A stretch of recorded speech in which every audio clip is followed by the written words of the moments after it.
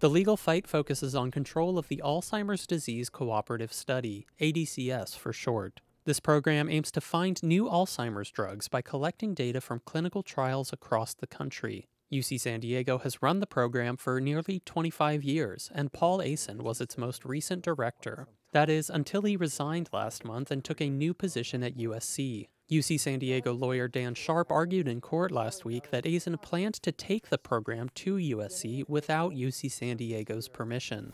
Dr. Asen and USC began negotiations to transfer the ADCS in its entirety from UC San Diego to USC.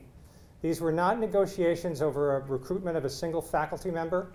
They were negotiations to take the entire center and all its grant funding. It's not unusual for scientists to bring research projects from one institution to another, but UC San Diego Dean Gary Firestein says this program is too big to move, and he says Asen and USC botched the departure. We've been involved with transfer of large grants and programs in a collegial manner for years and years.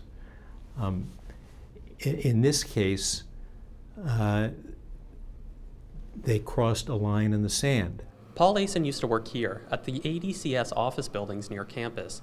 UC San Diego officials say he resigned abruptly with little warning, and they say he conspired to take the program's central database with him, locking UC San Diego out of a program they say is rightfully theirs. The most striking event that occurred was the migration of all of the data into a personal account from a UCSD paid for account.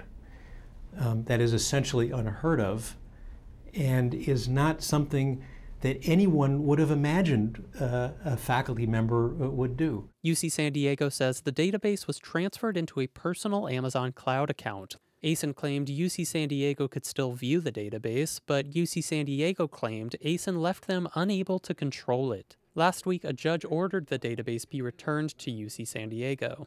Here's how Firestein described the situation prior to the judge's decision. We can see that things are happening on it, but we are not able to operate it. It's very similar to someone stealing your car and saying that you can look at it whenever you want to, but you can't drive it. USC did not grant an interview for this story, and neither did Paul Asen. But in court papers, Asen says UC San Diego did not properly support this program. He says the university's excessive bureaucracy hampered his ability to run the ADCS. USC lawyers say Asen took the database to USC because it was in the best interest of Alzheimer's research. This is not the first time USC has tried to expand its research footprint in San Diego.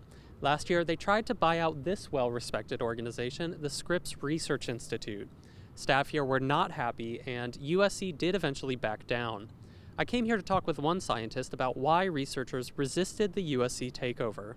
It seemed very, very odd to us that nobody at USC got in touch with us at all. Stem cell scientist Jean Loring says faculty were not told about USC's plan until it was presented to them as a done deal. She says it was that secrecy that led faculty to reject the plan. Within a month, I believe, of us starting to find out, we decided to vote no confidence in our president and tell our board that we needed another approach. Loring welcomes USC's efforts to invest more in science, but she says their reputation was an impediment to winning over faculty at Scripps. Let me tell you what my graduate student said when they heard the rumors that USC might take us over.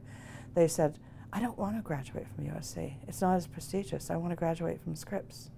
You know, so I thought that was probably a pretty strong feeling among many people in San Diego. USC has now successfully added a top Alzheimer's scientist to their staff. But following the judge's decision, it's clear USC will not have control over this major Alzheimer's research database. The trial is ongoing, and it remains to be seen whether UC San Diego will be awarded monetary damages over Paul Asen's resignation. David Wagner, KPBS News.